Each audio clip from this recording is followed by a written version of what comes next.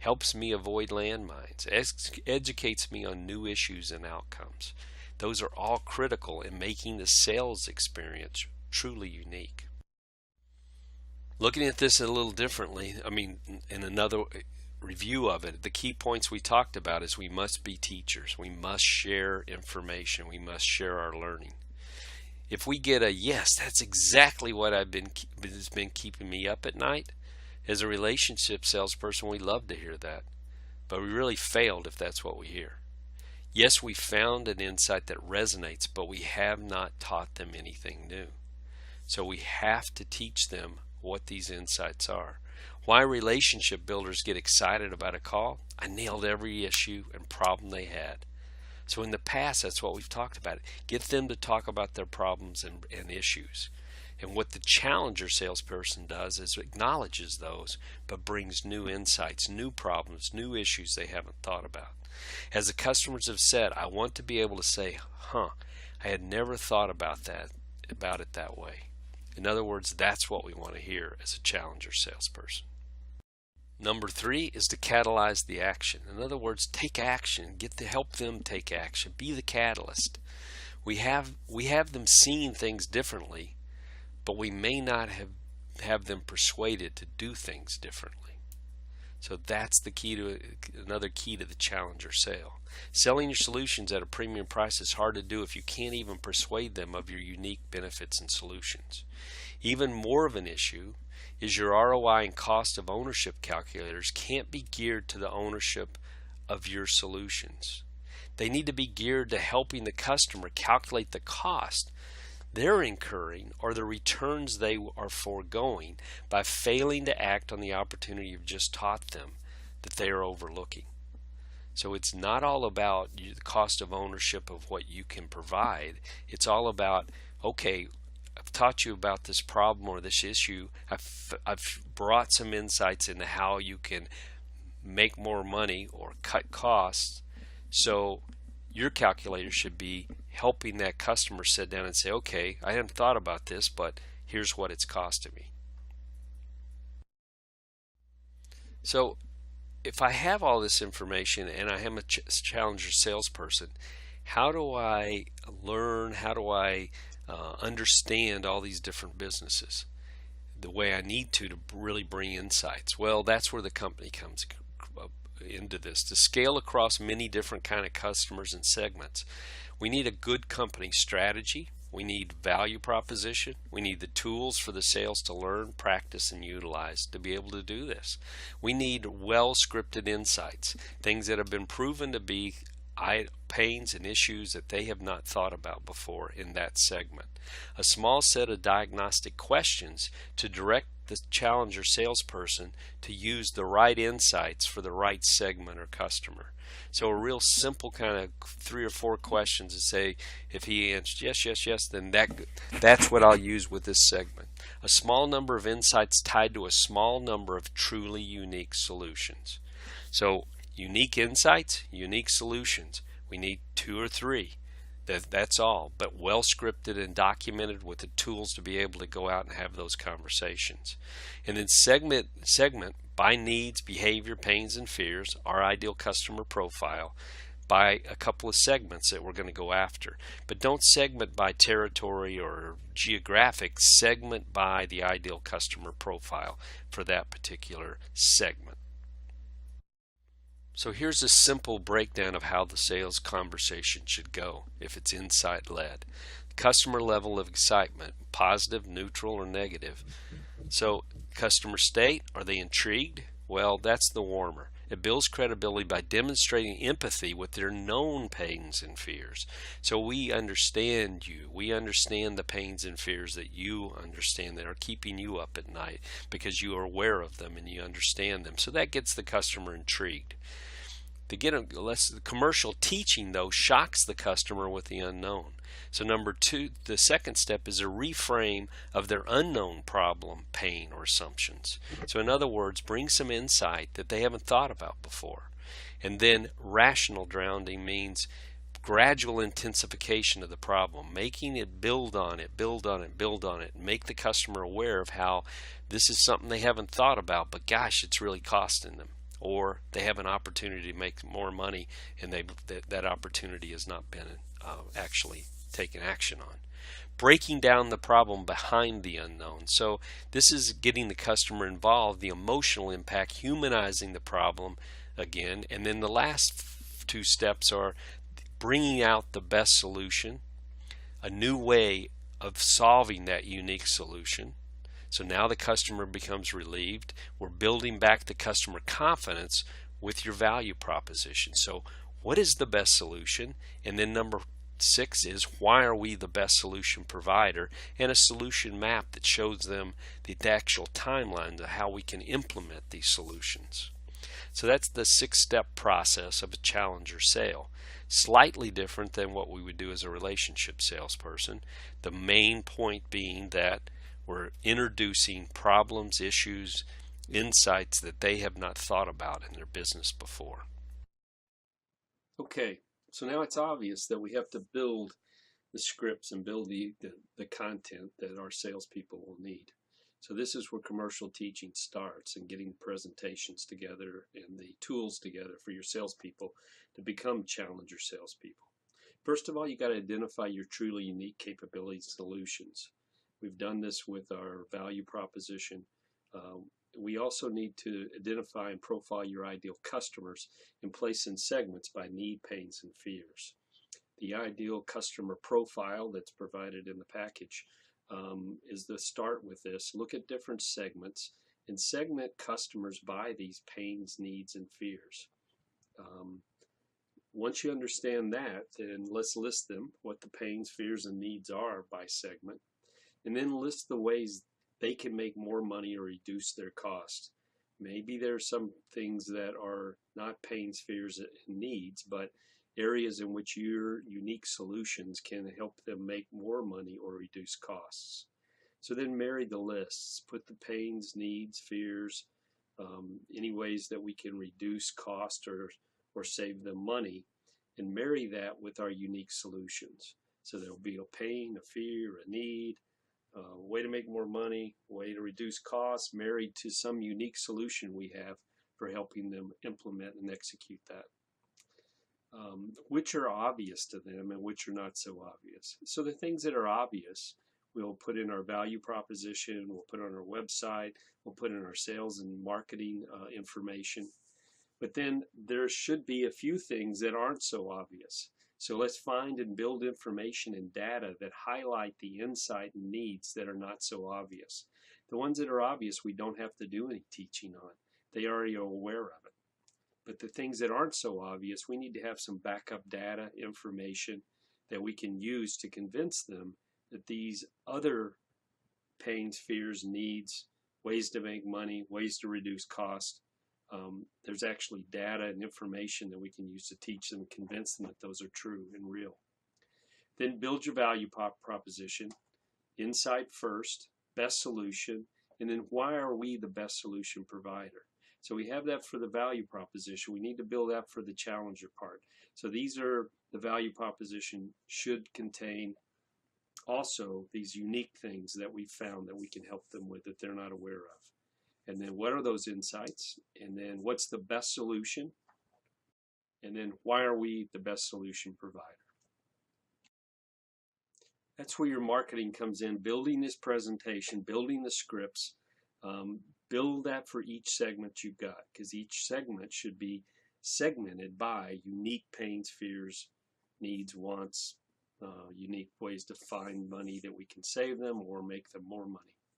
Script it all out, and then coach your salespeople.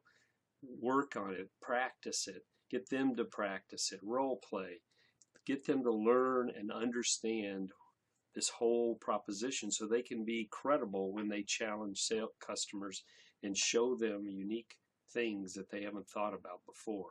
And then practice, practice, practice, role play over and over again.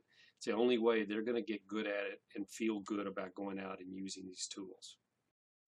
In summary, people don't want to be told what they already know. As we said, 55 to 60% of the buying process has already been done by prospects and customers before they even contact you. So they don't want you to come in and tell them things they already know.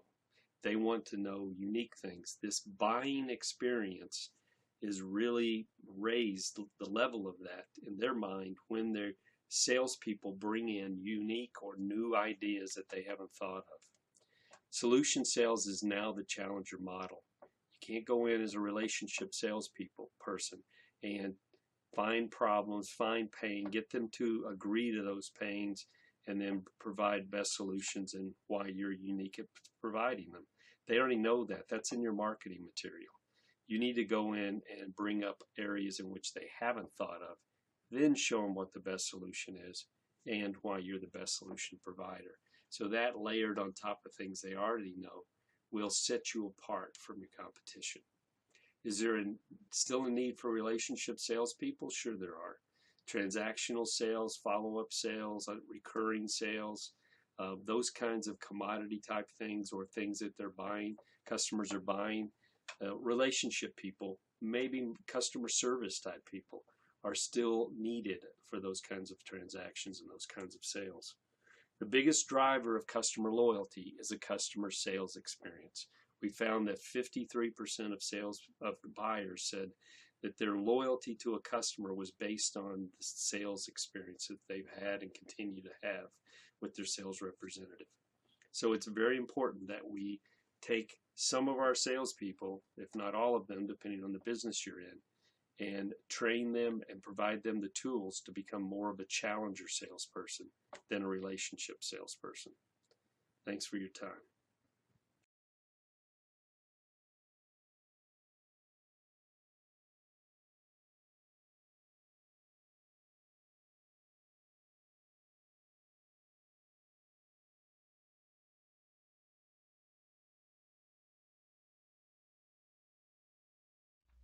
Hello, this is Rick Wallace. Welcome to the Next Level online course.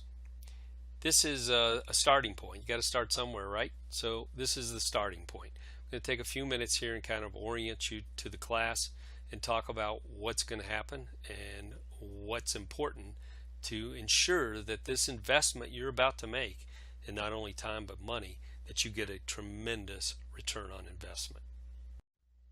You might remember in some of the marketing materials that I said this course is not for you if you believe just more knowledge and information will change your business.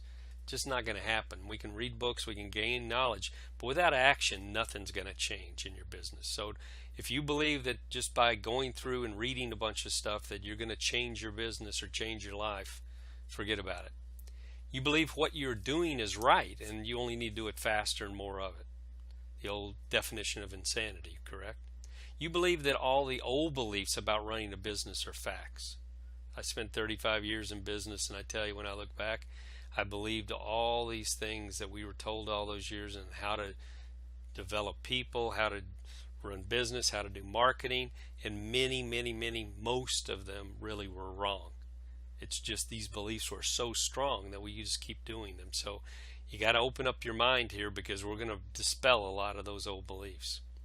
You're not committed, pig-headed commitment to doing the work, taking the action. As I said, just going through the motions, reading and learning a little bit isn't going to change anything. You got to be willing to take the actions, and the tools are here and the best practices are here, and those things are what are going to make the difference in building a successful business, getting a great return on investment, or not. You believe you need to do this versus really wanting to do it. Needing to do it is not going to cut it. You know, we need to get our MBA. We need to go to school and get some more knowledge. We need to do this. We need to read this book. That won't work. You got to really want to do this. You got to be in a position where you can commit that I'm going to make this work. You'd rather let your business work you than build a business that works for you. And when I say works for you, I mean works for you and works without you, right? Being there. You are fine. How many times do we say that when people ask us how we're doing? So if you're fine, you're satisfied with your profitability, your cash flow, your chaos, the stress. You know, life's great. Life's good if you're fine. So if you feel that way, then I don't believe you can generate up the commitment to do the things that need to be done to change your business and create a very successful life and business. You're not willing to dedicate 2 to 3 hours a week to work on your business via this program. So it's going to take 2 to 3 hours dedicated time to not only learn, but to take the actions that are necessary to make that learning transform your business and the way you do business. You see this program as an expense rather than an investment with a super ROI. In other words, if you look at this as just an expense, I'm paying this money to get this information, then you're in the wrong place. I want you to look at this program as an investment. I'm spending money, and more importantly, you're going to spend time in this program. And I want you to be looking constantly at what is the return that you're getting on that investment. What is the return in time, in the better team, most importantly, in the profitability of your business. On the other hand, this program is for you if you're a successful business owner and you want to be a better one. You know that knowledge is not enough, we must do. You know that taking action is the real secret. You know that doing the same things faster will only get you the wrong destination sooner.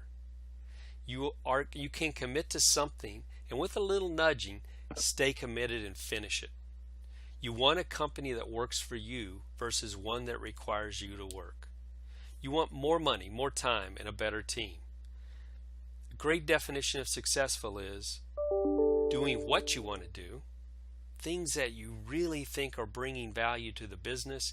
They're your purpose, your why. You enjoy doing them. You're bringing great value to the business, and you're happy doing them, and it's fun. When you want to do them, in other words, you have control of your day. You have control of the things you do in your day, so that you do the things you want to do when you want to do them, with whom you want to do them with. In other words, the people you surround yourself with at work, you really like coming to work and being around those people, and in a manner you want to do it in. In other words, you're generating the money, the profits, to be able to run the business and do the things you want to do in a manner in which you want to do them in. So no one's 100% on all of those, but we want to get you further to the right on that continuum on each one of those, so that you can feel that you are successful by the end of this program. So to become successful, you don't have to change who you are. You just have to become more of who you are at your best. Sally Hogshead said that. And basically, it hit me right between the eyes. In other words, this course and coaching is not about transforming you as a person, changing you. It's just putting you in a position where you can be more of who you are at your best more of the time. So when I talk about transformation here, we're talking about transforming the business, transforming how you go about doing the business, and providing you with the skills so that you can be more of who you are at your best more of the time. My grandfather always said, the most expensive thing a person can own is a closed mind. So think about that for a moment, because beliefs are so powerful, and especially beliefs that we're talking about here in business, that you have to be in a position to be able to question all the old beliefs you have about running a successful business and what you're supposed to be doing. Because in here we're going to break down a lot of those old beliefs and show you that they're not facts, they're not true, and that there are better ways